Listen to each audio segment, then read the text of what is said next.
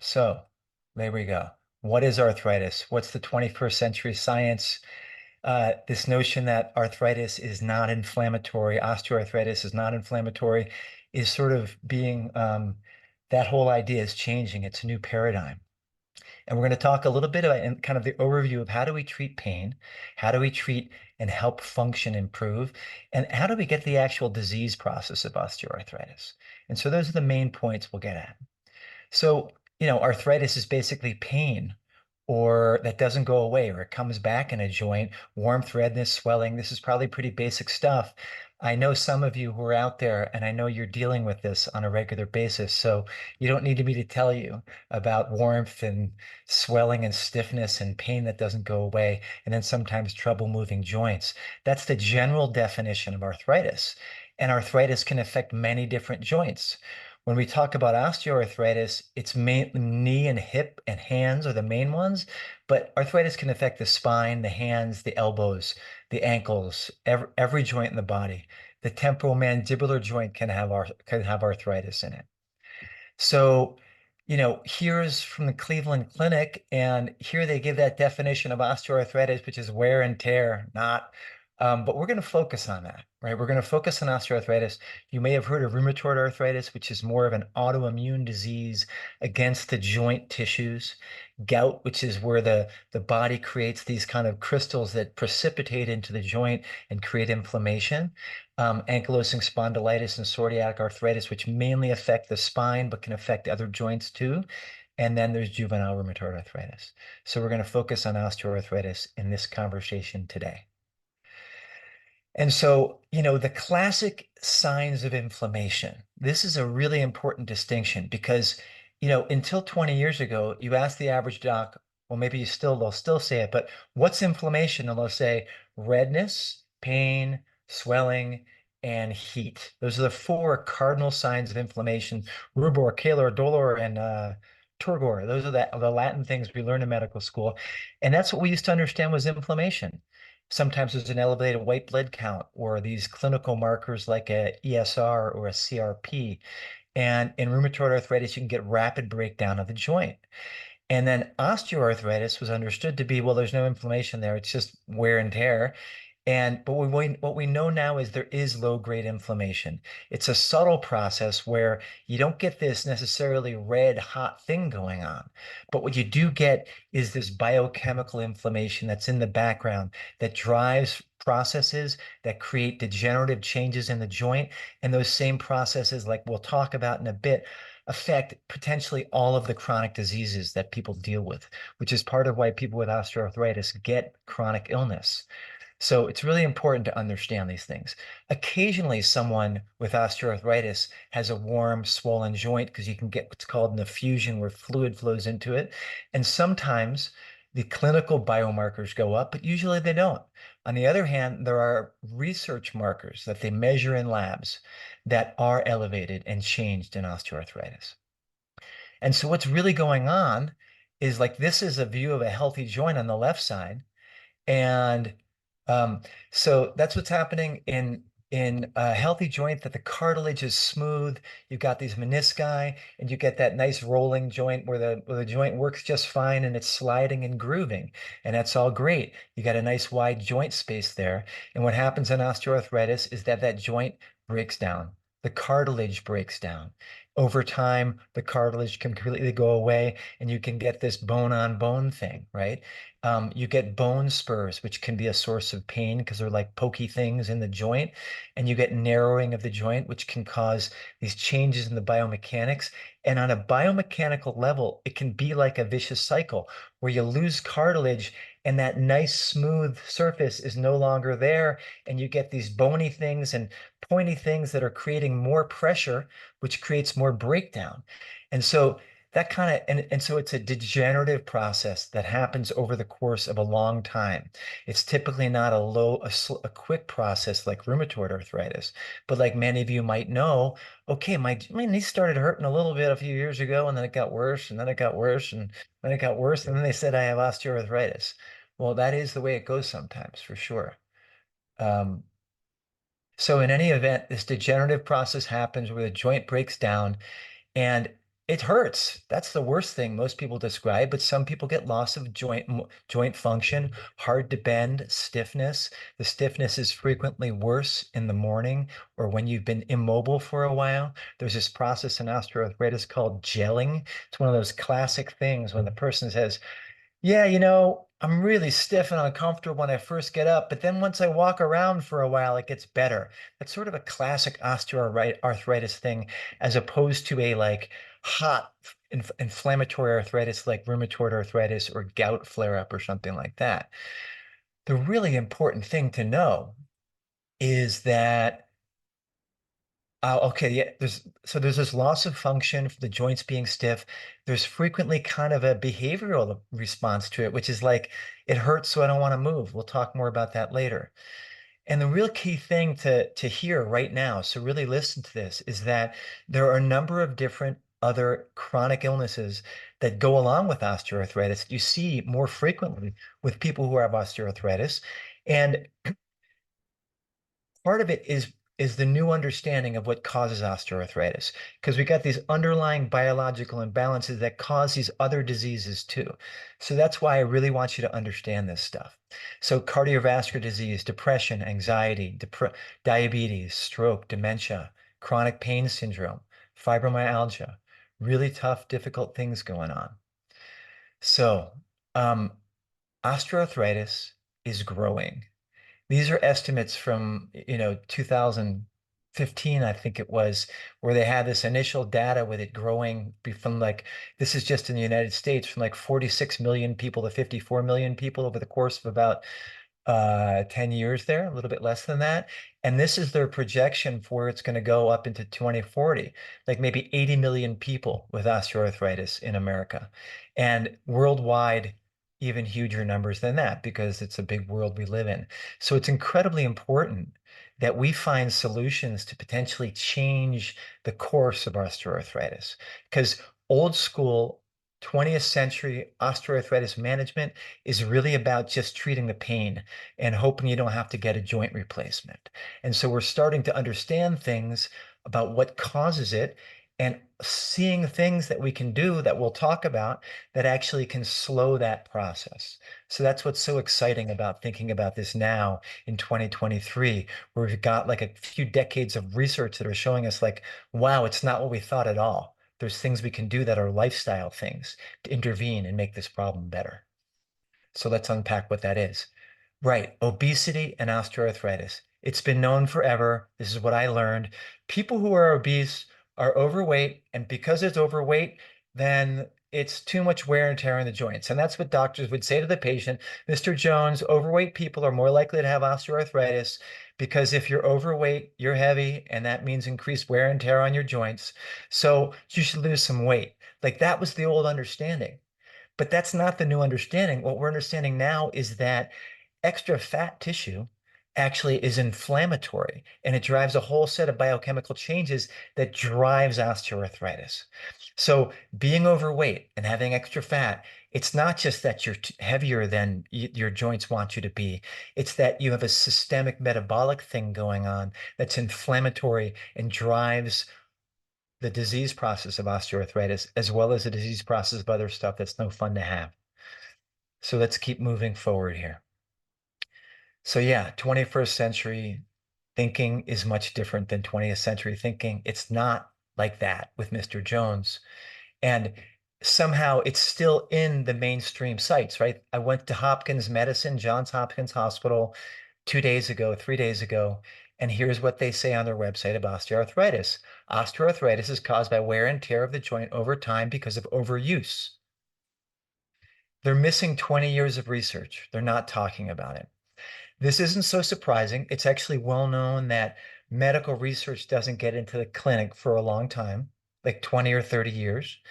And, objectively, scientifically, there are reasons for that because our new understanding of osteoarthritis is new.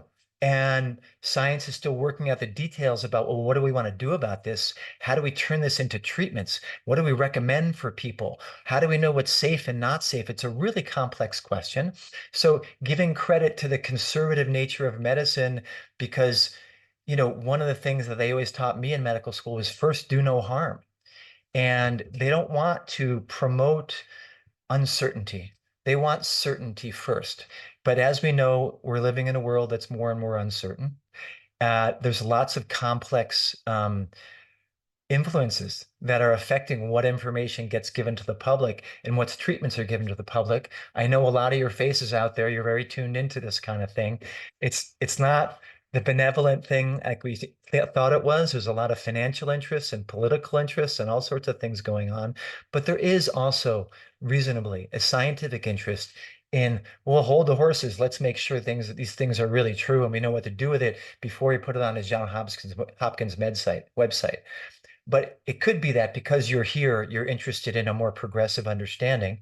My view is that, especially with issues where lifestyle changes can make a difference, we're talking about safe things, not drugs with horrible side effects. We're talking about things that are generally safe. There's much more latitude to be progressive, to get at the cutting edge of what we know in science and actually come up with intervention that can make a difference for people at low risk to them. So let's keep moving. All right. Yes. No, that's not the answer anymore. Cross it out. So what is the answer? The answer is that osteoarthritis is caused by a complex holistic process. It's systems biology, where all your systems are interacting with each other. Your immune system, your joints, your brain, your gastrointestinal system, your hormones, your brilliantly complex system of little molecules that are communicating among all of your cells. It's astonishing what goes into it. We're going to touch on that, hopefully in a way that won't explode your brain like it explodes mine. There's so much to know about this. It's outrageous.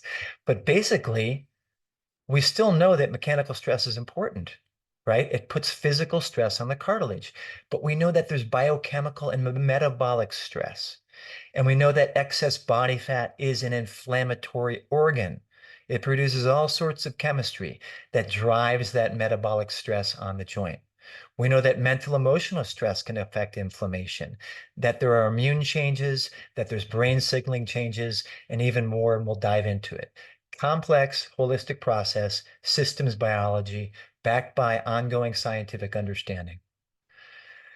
Okay, the gut-brain immune interactions, brain, gut, immune. This is showing up in every field of specialty, whether it's arthritis medicine or diabetes or neurodegenerative disease or cardiovascular disease or psychiatry. All of the journals are starting to look at gut-brain immune interactions as being drivers of the chronic illnesses that conventional medicine doesn't know what to do with. And osteoarthritis is no different, right? And so it's interactions among these things that'll unpack a little bit that create joint degeneration like we talked about before. So one of the things that's going on in the gut is this process called leaky gut. You may have heard that language. It also gets called intestinal permeability or intestinal hyperpermeability. If you look on the left side of this slide, you see these cells, right? This is the inside of your gut, and this is the blood vessels running along it, right? And so here's where your food moves through. Here's where your biome lives, all of the trillions of bacteria and viruses and fungi that are normal inhabitants of your gastrointestinal tract. And on the left side, we've got these healthy cells that have something called tight junctions. I'm not sure if you can see it, that holds the cells together.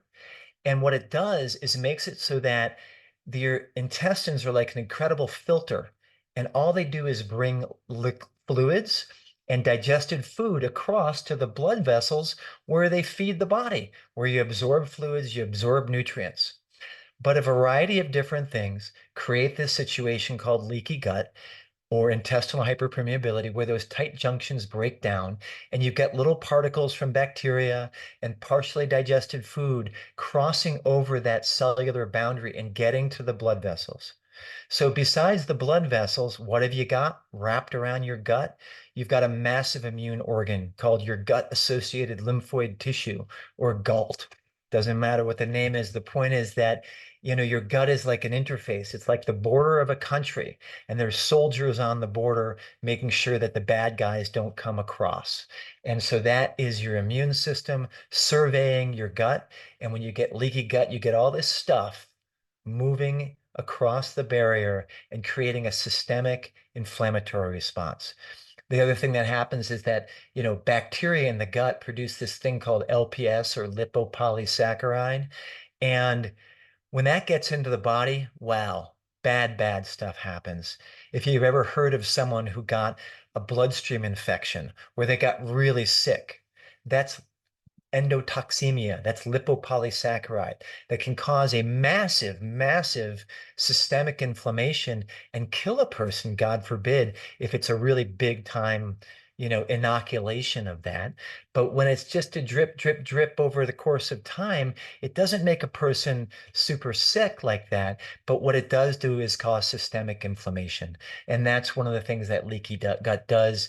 And that's how it contributes to so many different kinds of chronic illness. And so here's another view of that. And what this is doing, it's the same thing. Here's the inside of your gut. Here are those nice little cells protecting it as a barrier. And here's that brain-gut connection. And this is the vagus nerve. Has anyone heard of the vagus nerve? It's your big sort of gut-affecting relaxation nerve. But the vagus nerve can do all sorts of different stuff. And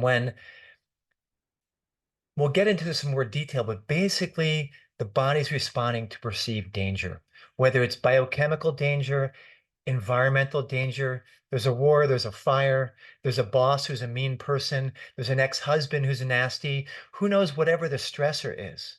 But you get changes in the way the brain and the chemicals from the brain work that can break down and cause leaky gut. That can change the ecology of the gut flora, just having a chronic stress response. And then there's other things like antibiotics and medications and all of that break down this barrier. And it's not just brain gut, but there's other systems that get involved, like your hormones, nerve function, this process called oxidative stress, which is like biochemical stress, cellular energy, the structure of your body, detox systems. It's super complex biology. It's astonishing and it's beautiful and it's awesome when it works. And I'm really into helping it work better for people. So that's what we're talking about. All right. This is a lot of information, right? I hope it's not overwhelming. Are people having fun? Some people are nodding. It's good. Okay. So here's that whole gut, brain, immune, joint degeneration thing. And I'm just sort of spelling out that all this other stuff is involved too. We talked already about hormones, inflammation, oxidative stress, but mood, behavior, diet. When someone's under stress and feels crummy and they have pain, they tend to eat comfort foods, which feed into other problems. Maybe they're drinking too much alcohol or smoking, which create a toxic load on the body. Maybe they're doing less physical activity, and physical activity is so incredibly healthy and important. Social isolation because of feeling sick, of feeling pain, not being able to get out and about, the stress of social isolation. If we were to put all of these things in relationship, and they'd be in a circle and there'd be like a million arrows and we'd lose our minds looking at it. But like everything here is everything connected with everything else. And that's the brilliance and beauty and complexity of systems biology, because we're learning about all these interconnections with things. We're learning about all these different variables are influencing our health and our disease processes, and that we can mobilize them to lead us towards health as well. So just touching on that. Here's another key point.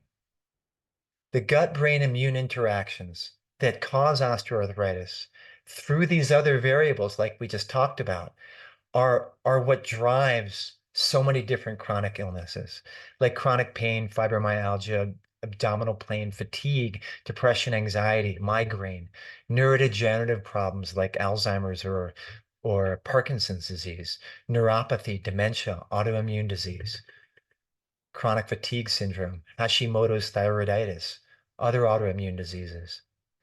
And these are drivers of that. And that's what we're seeing throughout the medical literature. So this is part of why it's so incredibly important, if you have a significant amount of osteoarthritis, to also be thinking about, okay, I need to work on these underlying drivers. I need to get my gut healthy, my stress level healthy, my immune system healthy. The other thing I want to just add is this piece about autonomic imbalance. We'll talk about more in a second, but basically that stress response, that leaning towards, oh my gosh, there's danger, whether it's perceived or real, the body thinks it's real. And that's one of the drivers That's one of the wheels that puts juice behind this whole thing because it creates a danger signal. And that danger signal primes and shifts all of these other systems. And it's part of what creates the illness and response. That's why I do so much stuff with mind-body stuff, because it's all about how do you create safety for your body and safety for your cells. Okay, so that's a ton of information. You weren't supposed to see this little yellow box, just the sunflowers, but here it is, whatever. This is the rest slide, right? Just to sum up that there's all these processes of inflammation, oxidative stress, dysbiosis, leaky gut, autoimmune imbalance, autonomic imbalance, and obesity-related inflammation. And just to give you a quick understanding, I'm going to run through this a bit, but like, this is not just my idea, okay? Like if you do a medical on PubMed and you look up arthritis and the microbiome, and this is just 2016 to 2024, first of all, you see how those citations going up. This is exploding research. I mean, research is exploding everywhere, but especially in microbiome relationships with so many diseases. And it's 1,000 papers about arthritis and the microbiome. If you look at only osteoarthritis, which like we talked about, I think it got a slower uptake, right? Because people were understanding, well, microbiome and inflammation, and everyone was thinking like, well, like, osteoarthritis isn't inflammatory, right? So it took a while for that to catch up. There's a lot more research in things like psoriatic arthritis in the microbiome or rheumatoid arthritis in the microbiome, but there's a significant body that's growing. I found like 120 papers in the past 3 years on the microbiome and osteoarthritis. This is another view of those relationships. It's another way to think about it. This is from this tremendous research group at Rockefeller University. Dr. McEwen is a huge like mind-body researcher. He's really been a real mover and shaker. And these are these different axes. You'll see in the middle, there's this chronic low-grade inflammation. And over here, it's like the joint-brain connection and the inflammatory thing in the middle. And he talks about the fatty tissue, adipose tissue brain connection, the way all those stress chemicals and fatty tissues, inflammatory molecules relate to each other. And then there's the gut-brain axis like we talked about. And then the whole central nervous system, there's more and more research about how osteoarthritis is connected to our body clock. Some of the like the higher centers that like organize the body, the daily rhythm, the circadian rhythm, something called the suprachiasmatic nucleus, our sleep cycles. All of these things are interconnected with these low-grade inflammatory processes, adiposity, and whether the body's storing fat or mobilizing energy, the way the gut works, the brain, all that kind of stuff. So this is big stuff, and really big people are looking at it and coming up with awesome science. And again, my view of it is that this is such a big driver of all of it. What's going on between your ears? Do you feel safe? Do you feel happy? Do you feel connected? Or do you feel disconnected and unsafe and unhappy? And we live in a hard world. It's really important to pay attention and nurture yourself and care for yourself. Okay, so autonomic imbalance, immune dysregulation, boom, massive amount of interaction because it's a danger signal, right? The autonomic system is all about, is there danger or not? The immune system is there for defense and repair. When it perceives danger, it goes into attack mode, like the autonomic nervous system. Danger, danger, danger means inflammation. And maybe you've heard about this. Just what is that autonomic nervous system? Most of you probably know. But we've got these two branches. We've got what we call the sympathetic branch, which is your fight, flight, freeze response, your stress response, your get up and go. It's what mobilizes you for action. And here is the way the sympathetic branch of the actual nerves themselves innervate every organ in your body. And the same thing for parasympathetic, which is the relaxation response. This is recovery, repair, and heal. This is rest and digest. And again, through your vagus nerve, but also your sacral nerves, through a whole bunch of different biochemical pathways, it is innervating every bit of you. So there's this potential to have balance. But for most of us living in our time, and for those of us who've had difficult, stressful experiences or illnesses or trauma, that sympathetic response is overactive. The fight, flight, freeze is overactive. And that's part of what drives so much of this process. Okay, so I'm not really into vagal stimulation as a tech thing, but just to share with you the importance of your vagus nerve and there's importance to this autonomic balance thing. There are research companies and tech companies that are putting millions and millions of dollars in creating high-tech vagal stimulation devices where they implant by neurosurgery a little device in your neck and you wear a little thing like a little, looks like a pager or a cell phone on your belt, and it triggers your vagus nerve to fire off and trigger a relaxation response throughout your intestines into your gut-brain axis. It turns it on. And the reason these companies are spending millions is because the early research of vagal stim is astounding what it does. That people come in with horrible widespread inflammation throughout their body from rheumatoid arthritis, vagal stim, it stops them. So, this is a high-tech technology that isn't perfect yet. It has all sorts of issues, but they're trying to work it out. They're making cyborgs, you know how it is. They want to do everything. The point is that there's a pathway between your vagus nerve and certain ganglia and neurotransmitters that are all in your gut that release and block the inflammatory molecule. Right here, what this is TNF alpha. It's tumor necrosis factor. It's one of the end effectors, the chemical that drives inflammation in so many of these chronic illnesses like we've been talking about, tumor necrosis factor. And when they do vagal stimulation, it just shuts that down. It turns it off. It turns off the inflammation. And so that's why I keep teaching people how to stimulate your vagus nerve through breathing, through mindfulness, through attention, through spiritual practice, because that also works to stimulate the vagus. And it's one of the most powerful things you can do, and it's free. It creates a safety signal when you stimulate the vagus nerve, and that changes the course of chronic illness. Okay, so this is a crazy complex slide. There are dozens of articles out there with researchers who are mapping out all these zillions of different biochemicals talking to each other and doing things. This is like a schematic of the gut, and this is all these things coming from the liver. And I'm not going to go into the details. The bottom line, gut microbiome changes cause intestinal permeability and breakdown of the barrier that change the immune system throughout your body. And there's dozens and dozens of articles like this with pictures like this, which the author's particular sort of biases, you know what I mean?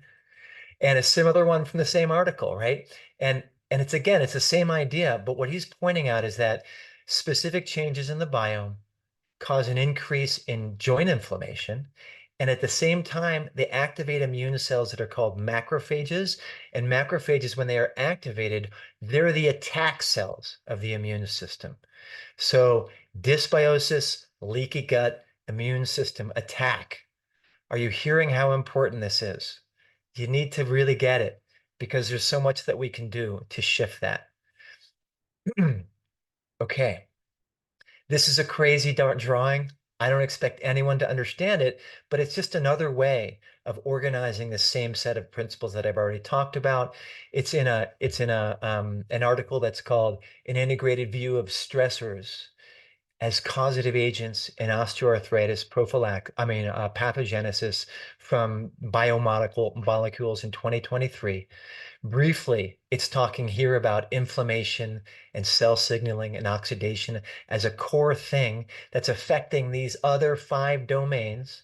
And those 5 domains are mechanical stress on the joint, mitochondrial stress, where the mitochondria don't work and create a sick cell, basically, DNA damage, where the actual process of cellular division gets sick, and protein stress, where proteins don't work properly, as well as metabolic stress from overweight and from too much fatty tissue. So again, we are reviewing osteoarthritis, reviewing and just getting a big picture about the 21st century science, which tells us that osteoarthritis is not a wear and tear disease. Osteoarthritis, yeah, wear matters and mechanical loading matters, but there's a whole set of biochemical and metabolic and biological changes that we can influence with the choices we make about how to live.